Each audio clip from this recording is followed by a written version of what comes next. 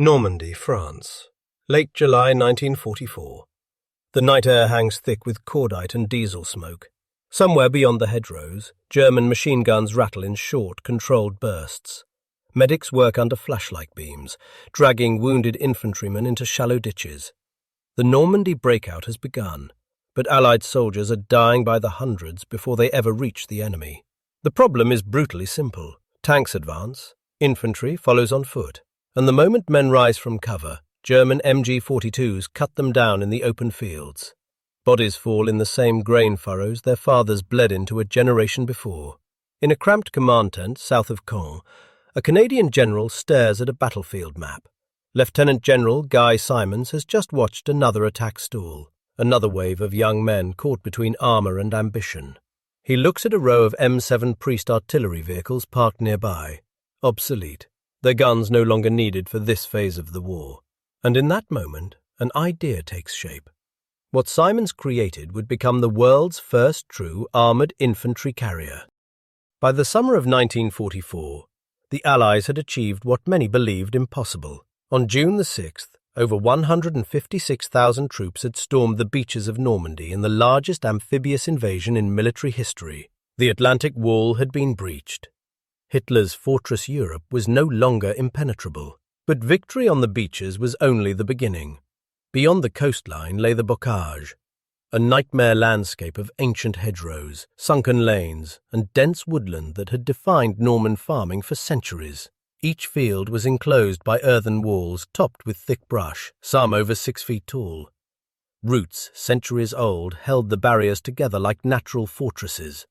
For the Germans, it was a defender's paradise. Every hedgerow became a firing position.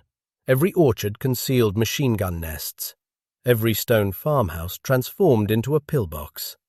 The Wehrmacht dug in with the discipline of men who understood that losing France meant losing the war. For the Allies, the bocage became a killing ground. Tank crews found their Shermans blind and vulnerable in the narrow lanes. Artillery struggled to locate targets hidden beneath the canopy. And infantry, the men tasked with clearing each field by hand, paid the highest price of all. The numbers were staggering. In the weeks following D-Day, infantry casualties mounted at rates that alarmed Allied commanders. Some units reported losing entire platoons in single engagements. Replacements arrived by the shipload, only to fall before they learned the names of the men beside them. The problem was not courage. It was not training. It was geometry. Tanks possessed armour, but lacked the ability to clear entrenched positions. Infantry possessed rifles and grenades, but lacked protection. When the two advanced together, a gap always emerged. Tanks outpaced foot soldiers, and in that gap, sometimes only 50 yards, sometimes less. German machine gunners found their targets. The MG-42, nicknamed Hitler's buzzsaw, could fire 1,200 rounds per minute. A single gun could pin down an entire company. And in the bocage, the Germans had positioned hundreds of them. Every Allied attack followed the same grim pattern. Armour rolled forward, infantry rose to follow, machine guns opened fire.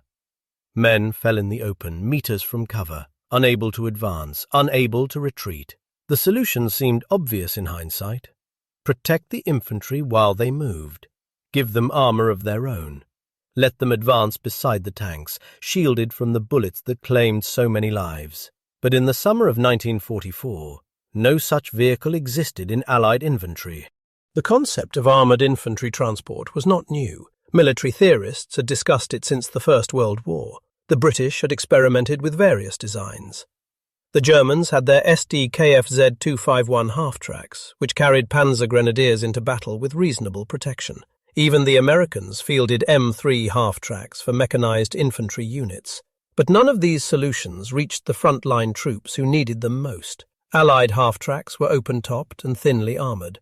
They offered protection against shell fragments and small arms at range. But against direct machine gun fire at close quarters, they were death traps. Troops still dismounted far from enemy positions. The final approach, the deadliest stretch, remained on foot. Meanwhile, in the British and Canadian sectors east of Caen, a different kind of pressure was building. Field Marshal Bernard Montgomery had promised a breakout. Operation Goodwood in mid-July had cost the British over 400 tanks in 3 days. The armoured divisions were bleeding. The infantry divisions were bleeding faster, and still the Germans held their lines south of Caen with a tenacity that frustrated every Allied plan. It was into this crisis that Lieutenant General Guy Simonds stepped forward. Simonds was not a typical Commonwealth general. At 41, he was the youngest corps commander in the Canadian Army, perhaps the youngest in any Allied force. He had earned his reputation in Sicily and Italy, where his tactical innovations had impressed even his British superiors. He was known as a thinker, a problem solver, a man impatient with tradition when tradition meant failure. Now commanding 2nd Canadian Corps, Simonds faced an impossible task. Operation Totalize was scheduled for early August, a major offensive aimed at breaking through German defences south of Caen and closing the Falaise gap. Success could trap 2 German armies. Failure would mean thousands more dead in the Norman soil. The plan called for infantry to assault heavily fortified positions defended by the 12th SS Panzer Division and the 1st SS Panzer Division, hardened troops who would not break easily. Simonds knew his men could not cross that ground on foot. Not against those guns, not against those defenders. He needed to put infantry inside armour. Real armour. Not half-tracks, not scout cars. Something that could absorb punishment and deliver soldiers directly onto the objective. And that was when he noticed the M7 priests sitting idle in rear areas. Their 105mm howitzers no longer required for the coming operation. What he saw was not obsolete equipment. He saw potential.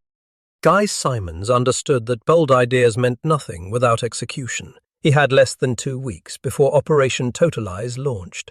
Designing a new vehicle from scratch was impossible. Requesting equipment from Britain or America would take months. The solution had to come from what was already available. The M7 Priest self-propelled gun sat in Canadian and British depots across Normandy. Originally designed to provide mobile artillery support, the Priest mounted a 105mm howitzer on a Sherman tank chassis. It was reliable, well-armoured, and, crucially, no longer essential. British forces had begun replacing American-made Priests with their own Sexton self-propelled guns, leaving dozens of M7s without purpose. Simonds saw what others had missed. Remove the gun, strip the interior, line the fighting compartment with steel plates. Install benches. A tank becomes a troop carrier. The concept was shockingly simple, but simple did not mean easy. Simonds needed skilled hands to make it reality. The order reached Canadian workshop units on July 31, 1944. 72 M7 Priests needed conversion in under 1 week. The men who answered were not frontline soldiers. They were mechanics, welders, fitters, and electricians, the unglamorous backbone of any mechanized army. Many had worked in factories or garages before the war. Now they worked under canvas tents, often within earshot of artillery. They attacked the project with relentless energy. First, the 105mm howitzers were removed, leaving gaping holes in the front hull. Welders cut steel plates from scrap vehicles, wrecked tanks, and abandoned equipment. These plates were shaped, fitted, and welded over the openings.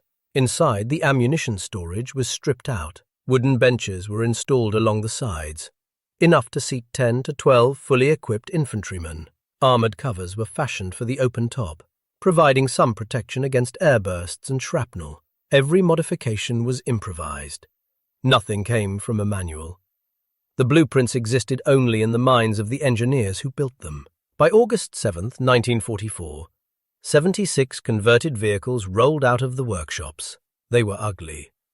They were imperfect, but they were ready. The Canadians had created something entirely new, and they gave it a name that would endure. They called it the Kangaroo.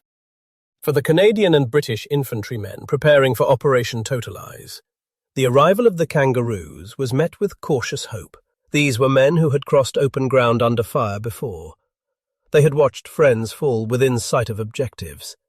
They had pressed their bodies into shell craters while bullets snapped overhead, knowing that the next rush forward might be their last. The psychological weight of infantry combat in Normandy was crushing. Unlike tankers, who at least had steel around them, riflemen faced the enemy with nothing but cloth and leather between their bodies and German bullets. Every advance required an act of will that defied basic human instinct. Now, for the first time, they were told they would ride into battle. The Kangaroos offered no guarantees. They were not invulnerable. Mines could destroy them. Anti-tank guns could penetrate them.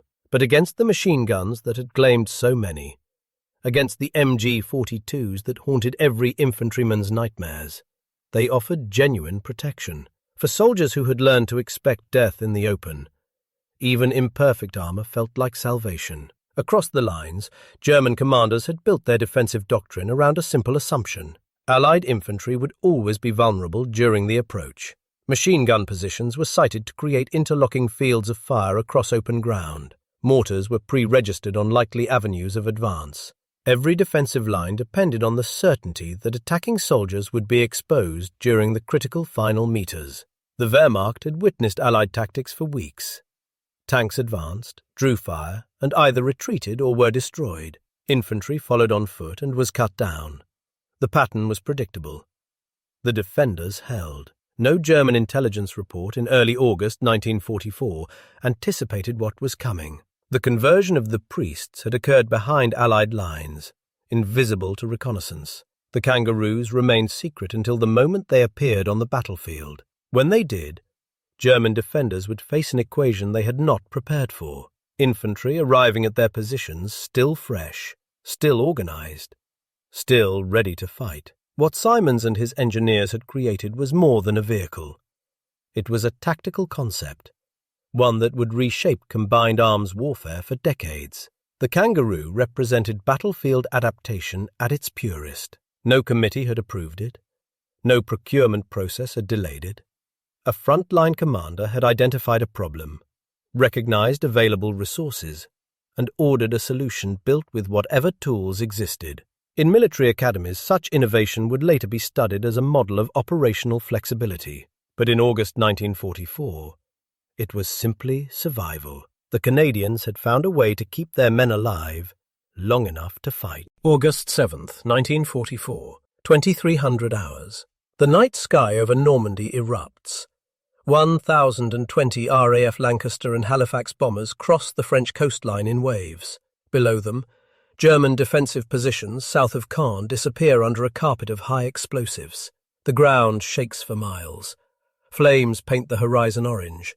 Operation Totalize has begun. But this attack is unlike any the Allies have attempted in Normandy. Guy Simonds has planned an assault that breaks every conventional rule. There will be no dawn advance into the teeth of anti-tank guns. There will be no slow infantry crawl across open fields.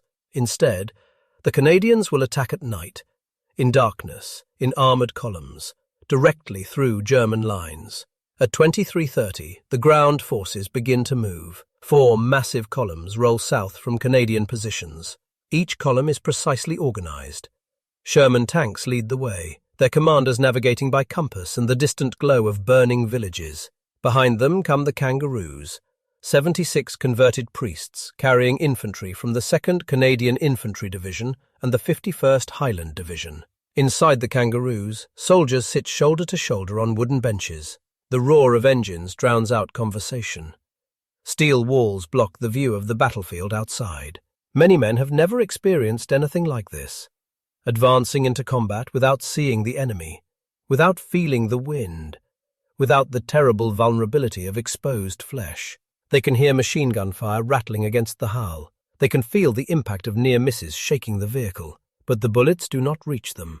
For the first time in the Normandy campaign, infantry arrives at the objective ready to fight. The columns punch through the first German defensive line before dawn.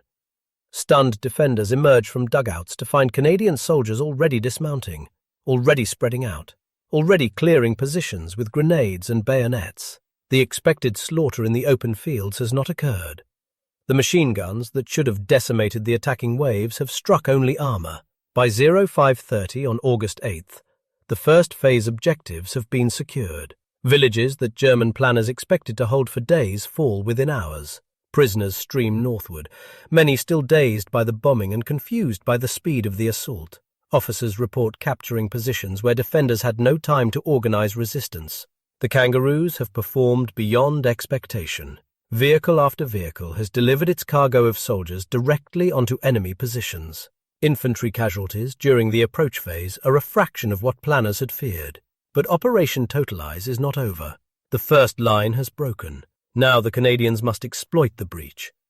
And ahead lies the full strength of the 12th SS Panzer Division. August 8th, 1944. Afternoon. The second phase of Operation Totalize begins under a darkening sky. Not from nightfall, but from the dust and smoke of renewed bombing. American B-17 flying fortresses arrive to pound German positions ahead of the advancing Canadians. But war is chaos, and chaos spares no one. Some bomber crews, disoriented by smoke and poor visibility, release their payloads short. Bombs fall on Allied positions. Canadian and Polish troops die under friendly fire. Command posts are destroyed. The momentum of the morning falters. Ahead, the Germans have recovered from their initial shock. The 12th SS Panzer Division, young fanatics hardened by years of ideological training, launch immediate counterattacks. Tiger tanks roll forward from concealed positions. Anti-tank guns that survived the bombing open fire on Canadian Shermans. The advance slows, then stops. For Simonds, watching reports filter into his headquarters, the frustration is immense. The breakthrough has not become a breakout. German resistance has stiffened faster than anticipated.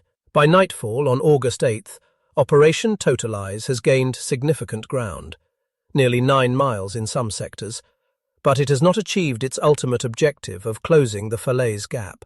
Yet within the disappointment lies something remarkable. The Kangaroos have proven themselves beyond any doubt.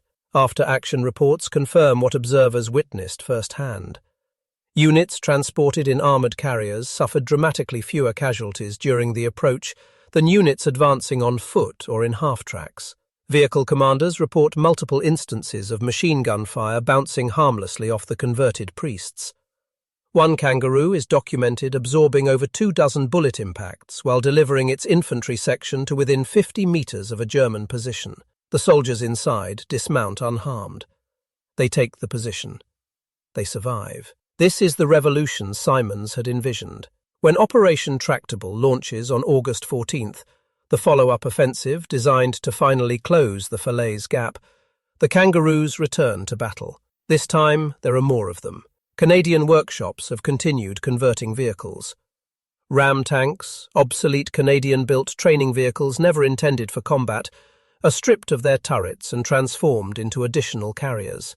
The concept has proven so successful that it spreads beyond Canadian units. British divisions request Kangaroo support. Demand outstrips supply. Men who once marched into machine gun fire now wait their turn to ride into battle. On August 21st, 1944, the Falaise pocket finally closes. Inside, the remnants of 2 German armies, the 7th Army and 5th Panzer Army, are trapped. Tens of thousands of Wehrmacht soldiers surrender. Those who escape leave behind a graveyard of destroyed equipment stretching for miles.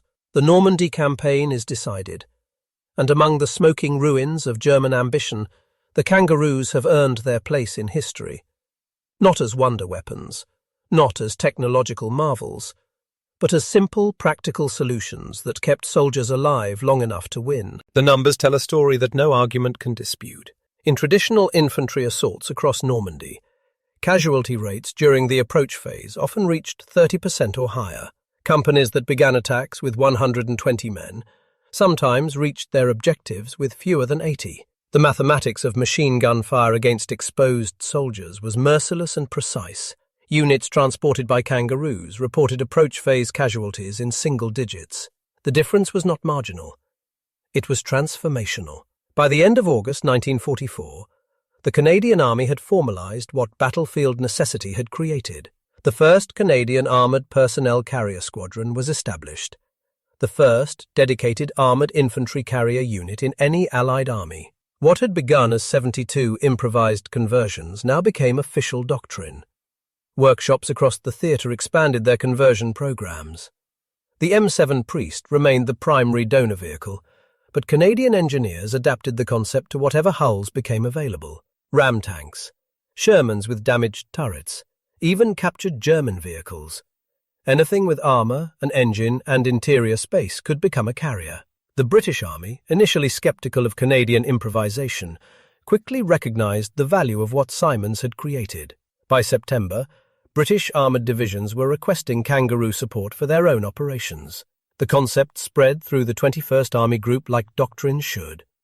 Proven in blood.